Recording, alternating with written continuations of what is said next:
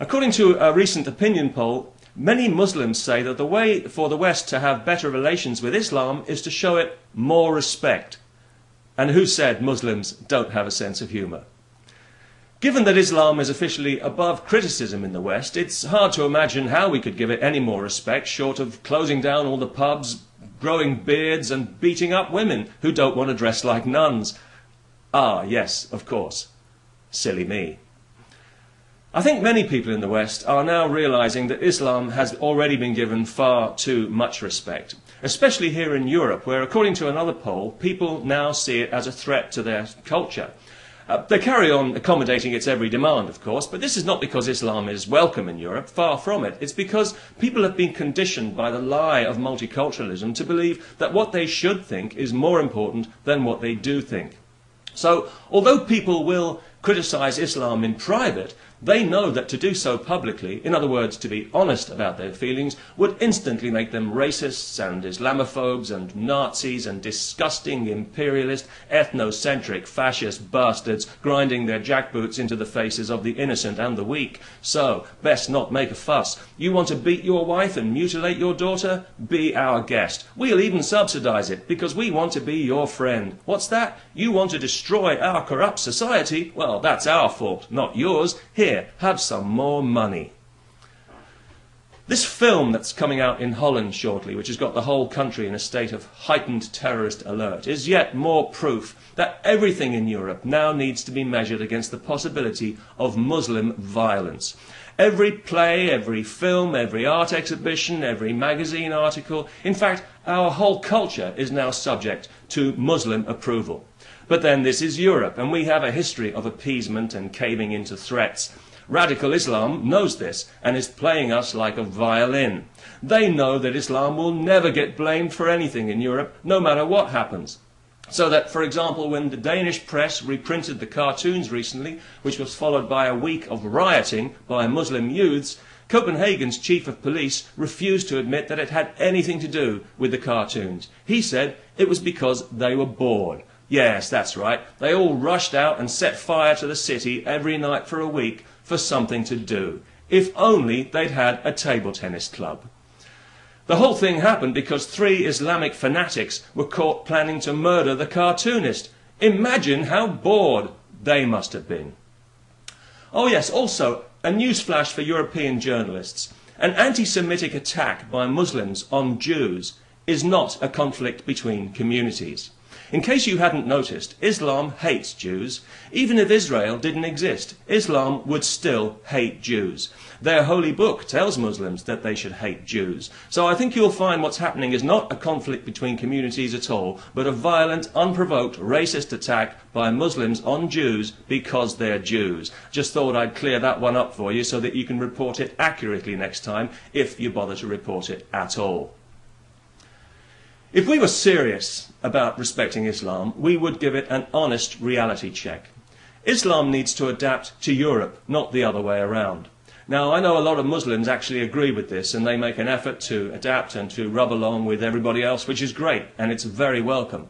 But we all know that a lot of others don't, which is why many European cities have large Muslim ghettos controlled by religious bigots, where indigenous laws and values are increasingly unwelcome.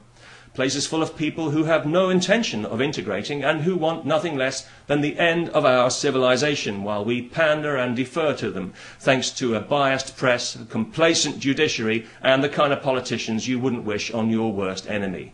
Actually, you probably would. And this situation is as much a threat to the freedom of ordinary Muslims as it is to everybody else. And it's a clear indication that what we need in Europe now is not more respect for Islam, it's less respect for Islam and more respect for ourselves. We need to stop pretending, because that's what we're doing, pretending that all cultures are equal, when we can clearly see that they're not. Islamic culture is not equal to Western culture. It encourages violence against women, against Jews and homosexuals. It sanctions polygamy and marrying old men to young children in a disgusting travesty of human relations. Anyone in the West advocating these kinds of values would very quickly find themselves in jail. It's not equal, it's inferior.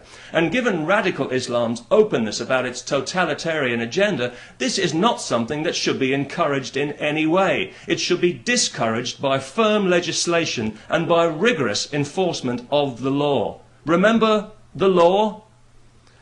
Now, I know that I'm going to be accused of racism and Islamophobia by the usual self-righteous pinheads, but I don't mind because those words have no value in this context. One has been neutralized by repeated dishonest misuse, and the other is just a barefaced lie concocted by the political left in tandem with the religious right in a marriage of convenience which is, well, quite simply beneath contempt. A phobia is an irrational fear.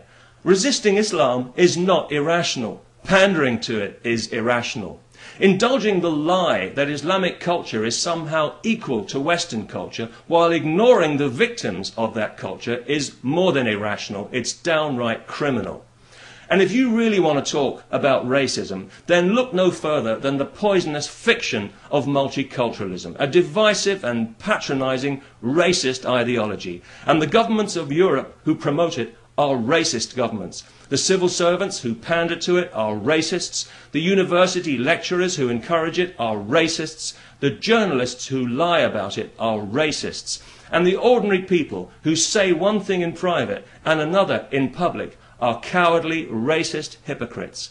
If we can't bring ourselves to say what's in our hearts when it truly matters, then we've already given up our freedom, and with it the freedom of future generations, which is something that we've got no right to do.